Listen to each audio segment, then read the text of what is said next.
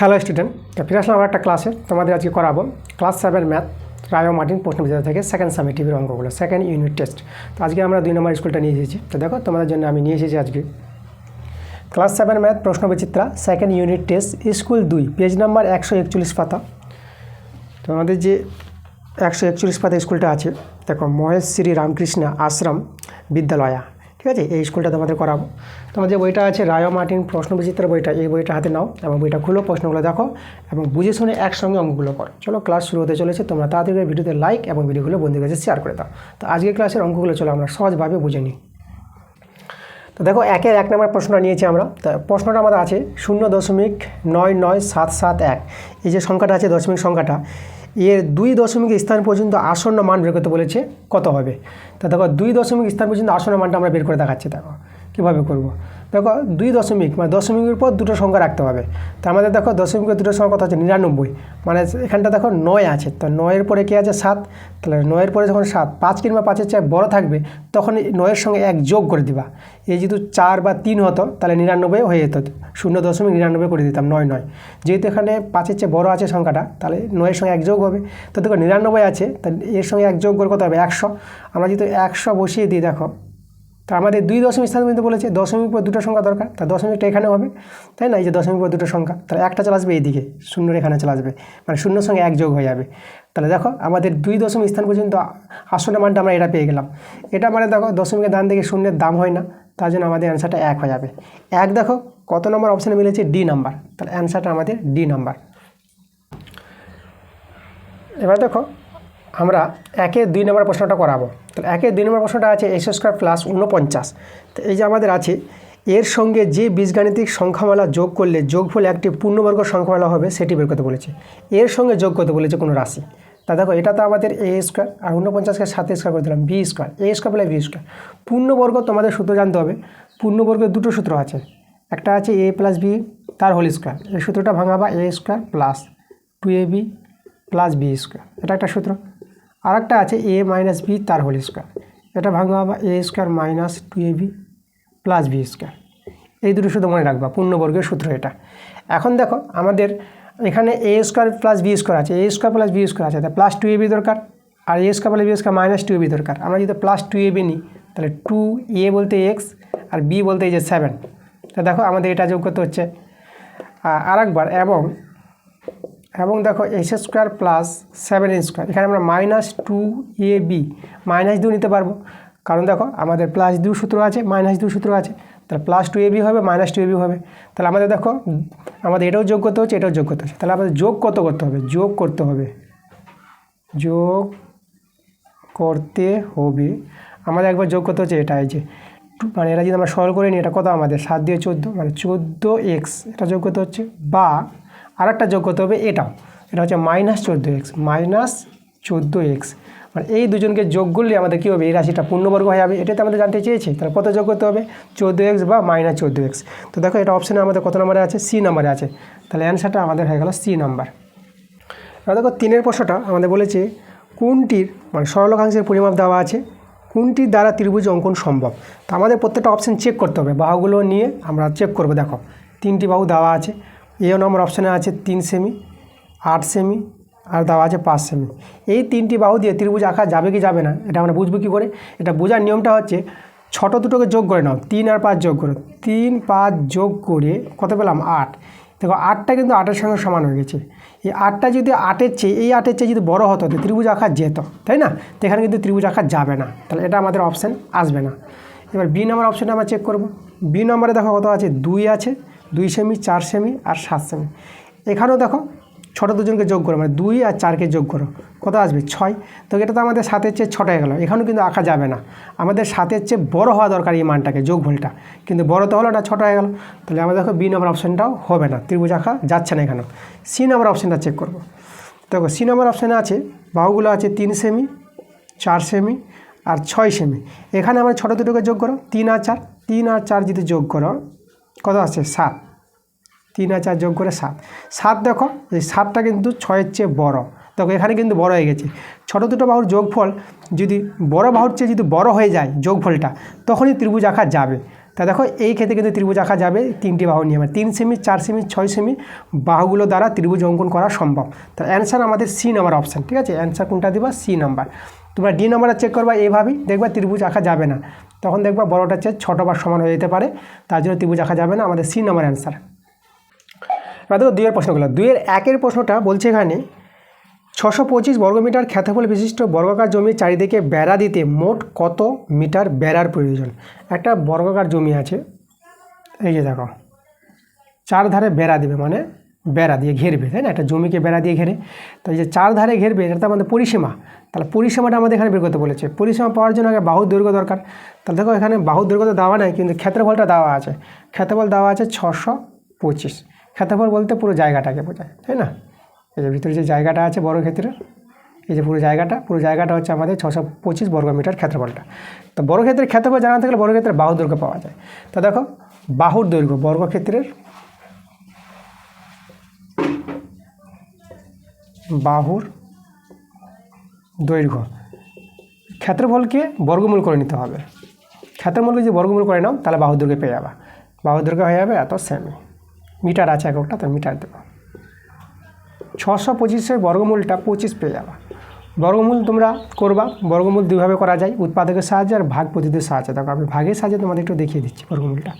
ভাগের সাহায্যে নিয়মটা দেখো, ডান দিক থেকে এভাবে জোড়া করে দেবা, এটা আমাদের ছুট পড়ে গেল 6, এভাবে টান দিবা, এবার 6কে নিয়ে করো। এবার এখানে একটা সংখ্যা বসাবো, যেই সংখ্যা বসাবো সেই সংখ্যা দিয়ে গুণ করব। যদি আমরা 2 নিই তো 2 দিয়ে 4, এইটা যেন ছোটো বা সমান হয়ে যায়, ঠিক আছে, এটা যেন বড়ো যেন না হয়।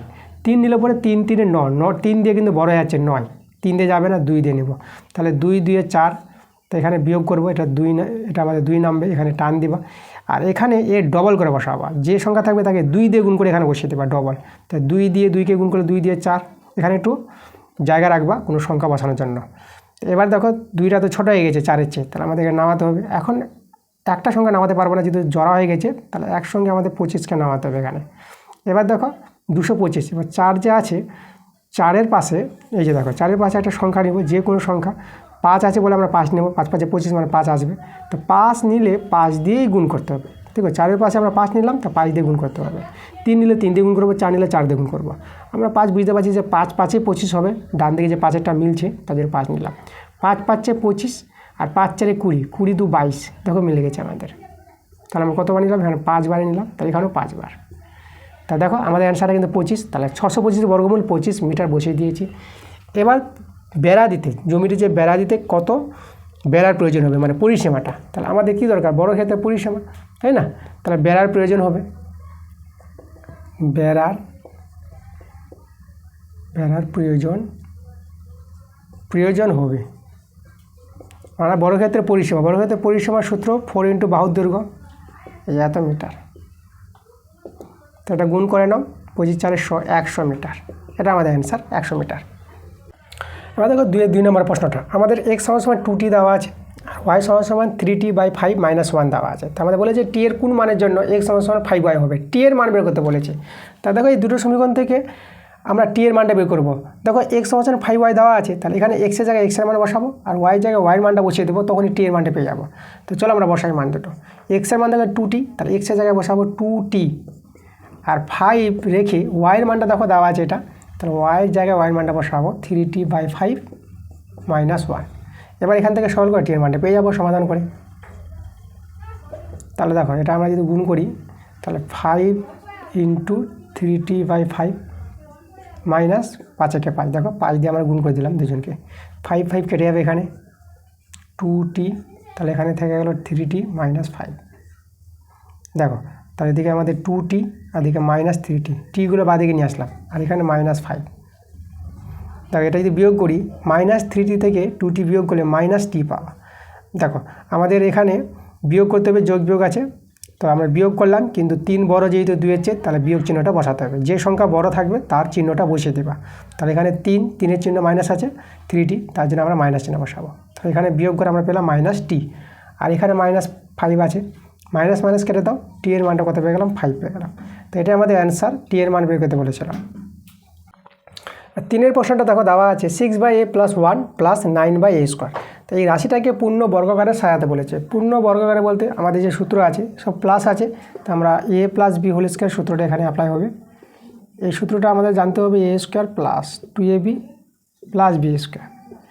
তো আমরা এটা তৈরি করবো এভাবে, a square plus 2ab plus b square আমরা তৈরি করবো এখানে। তা দেখো একে বি স্কোয়ার করা যাবে, এই যে a স্কোয়ার বা বি স্কোয়ার, আর এটাকেও আমরা স্কোয়ার করতে পারবো। তাহলে আমরা কী করবো, দেখো সমান সমান 1কে আগে করলাম, 6/এটাকে এখানে নিয়ে আসলাম, প্লাস এটা 9/, স্কোয়ার করলাম, মানে এটা a স্কোয়ার করবো, এটা বি স্কোয়ার, এখানে 2ab তৈরি করবো। দেখো এটা a স্কোয়ার মানে 1 স্কোয়ার করতে পারবো, 1 স্কোয়ার একই হয়। আর 2a বলতে 1, তাহলে এখানে 1 দিয়ে দিলাম, ঠিক আছে। এটা আমাদের স্কোয়ার আছে, এটা আমাদের স্কোয়ার, ওকে। আচ্ছা 2a বিটা যেন একটু জায়গা রেখে দিলাম, ঠিক আছে। দেখো বিটা এখানে জায়গা থাক, বিটা আমরা এখান থেকে তৈরি করি, এটা 9/a স্কোয়ার আছে, 9a স্কোয়ার আছে, 9/a স্কোয়ার। দেখো একে যদি বি স্কোয়ার তৈরি করি, বি বানাই, তাহলে এখানে 3, 9-এর বর্গমূল 3, আর a স্কোয়ার আছে তো a দিয়ে তারপরে হোল স্কোয়ার করে দাও। দেখো 3 স্কোয়ার 9, আর a স্কোয়ার মিলে যাবে, তাই এটা ভেঙে এটা পাবো। তাহলে বি আমাদের 3/a, তারপরে এখানে আমরা 3/a বসিয়ে দেবো। দেখো তো আমাদের দেখো তৈরি হয়ে গেছে a square plus 2ab plus b square. এবার আমাদের দেখো ব্যালেন্সটা দেখো এটা কি আসছে, হ্যাঁ 2 3 6, 6/a, দেখো আমাদের চলে আসছে 6/a। তাহলে আমাদের কিন্তু ব্যালেন্সটা হয়ে গেছে, আর পূর্ণ বর্গাকারে সাজিয়ে নিয়েছি a square plus 2ab plus b square. দেখো সূত্রটা, তো এটা আমরা লিখে দিতে পারবো a plus b whole square. তো আমরা লিখবো a বলতে 1 প্লাস বি হচ্ছে আমাদের 3/a তার হোল স্কোয়ার, এই যে আমাদের সূত্র, ঠিক আছে। এটা আমাদের করতে বলেছিল পূর্ণ বর্গাকারের প্রকাশ, আমরা পূর্ণ বর্গাকারের প্রকাশ করে দিয়েছি, অ্যান্সার আমাদের এটা। 4 প্রশ্ন দেখো আমাদের কি বলেছে, 4 প্রশ্ন বলেছে চিত্রসহ অনুরূপ কোণ ব্যাখ্যা করো, মানে অনুরূপ কোণের ব্যাখ্যা দিতে বলেছে, অনুরূপ কোণটা কি। তো দেখো আমরা ছবিটা আঁকবো। অনুরূপ কোণ বলতে আমরা যদি দুটো সমান্তরাল সরলরেখা তৈরি করে দিই, দেখো আমরা সমান্তরাল সরলরেখা নিয়ে নিলাম, এটা আমরা নিলাম এ বি, এটা সিডি, বিটা একটু ভালো করে দেখি, এ বি সিডি দুটো সমান্তরাল সরলরেখা। দেখো এ বি সমান্তরাল সিডি আছে, আর একটা আমরা ভেদক নিয়ে নেব, এই যে ভেদক নিয়ে নিলাম আমরা ইএফ, ভেদক এটা ইএফ, ঠিক আছে। এবং ভেদক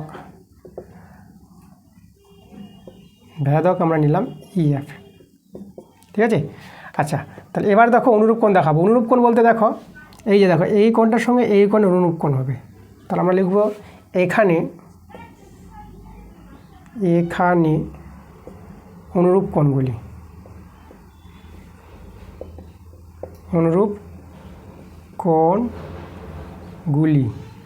দেখো এর সঙ্গে এ সমান হবে আমাদের অনুরূপ কোণগুলি, এই সঙ্গে এই জোড়া এক জোড়া অনুরূপ কোণ এরা সমান হবে, যেহেতু সমান্তরাল আমরা নিয়েছি। তাহলে আমরা এখানে দেখো অনুরূপ কোণ আমরা পেয়ে যাবো। এখানে একটা নাম দিতে, তো এখানে আমরা নাম দেবো জি, এটা এইচ নাম দিয়ে দিলাম।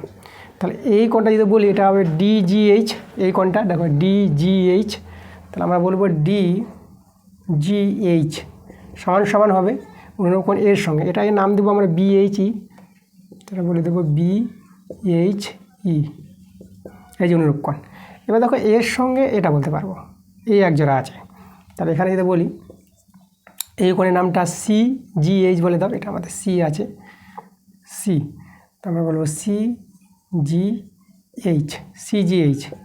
এবার এটার সঙ্গে এটা অনুরূপ কোণ হবে, দেখো একই দিকে যাচ্ছে, অনুরূপ কোণ বলতে এ ওই দিকে যাচ্ছে, এ ওই দিকে যাচ্ছে, তাই এটা অনুরূপ কোণ। এর নাম আমরা দেবো AHE, তাহলে লিখবো AHE, ঠিক আছে। এবার দেখো এবার যদি এদিকে দেখি এর সঙ্গে এই অনুরূপ আছে, দেখো এদিকে আর এদিকে অনুরূপ কোণ, এটার সঙ্গে এটা, তো এর নাম AHG বলে দিই, তাহলে এখানে বলবো AHG, আর এটার নাম বলবো CGF। আর এক জোড়া পাবো, দেখো 4 জোড়া অনুরূপ কোণ, এইচটাকে এখানে নামতে দিলাম, এদিকে আমরা এইচ হয়ে গেল। দেখো এটার সঙ্গে এই যে কোণ জিটা আমরা এদিকে নামতে দিলাম, এখানে আমরা জি বলে দিলাম, এটার সঙ্গে এই কোণটা, তাহলে এই কোণটা এই কোণ অনুরূপ কোণ, এর নাম আমরা বলবো বিএইচজি সঙ্গে সমান হবে এটার সঙ্গে এটা ডিজিএফ, তাহলে এই কোণটা আছে ডিজিএফ। এই 4 জোড়া অনুরূপ কোণ, তাই না? আমরা ক জোড়া পেলাম? 4 জোড়া অনুরূপ কোণ পাবো,